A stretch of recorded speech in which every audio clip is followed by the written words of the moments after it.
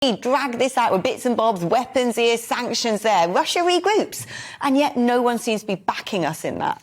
Let's take a step back and see who's leading us here. This is why I'm happy to vote to leave. The EU has absolutely no clue at all of what's going on. We are facing now an ideological war, essentially, with autocratic states, autocratic capitalist states versus the West. And while we have people like Germany and Macron, etc., asleep at the wheel, Russia will always win. Let's be clear, Russia's been outmanoeuvring the EU for many, many years.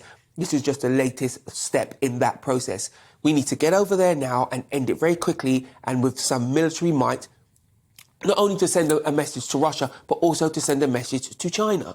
We, for too long, have let them have their own way in the world. They've taken most of our technology through umpteen different poor business deals that we've signed, and we're now seeing those weapons pointed at us here in the West. We need to step up and we need to say to Russia, we've had enough, this is what's going to happen. And pretending we're going to let people join the EU, pretending they may or may not join NATO is not the way. The first thing we do, we go and get that grain and we militarily protect it. We go in with military weapons and we take it out to show Russia that we're no longer playing games. Because if Russia win this step, if they do what the French want to do, what Macron wants to do, and we somehow appease them and give them some land, that is the beginning of the end of the Western world. We must show people that we're prepared to defend ourselves physically, that being Ukraine, and also ideologically, that being a wider Western world. Shaun, thank you.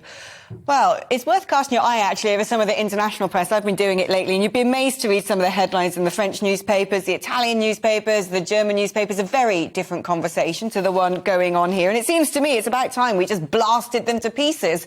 The longer this war protracts, the more the EU are going to play themselves into a corner economically.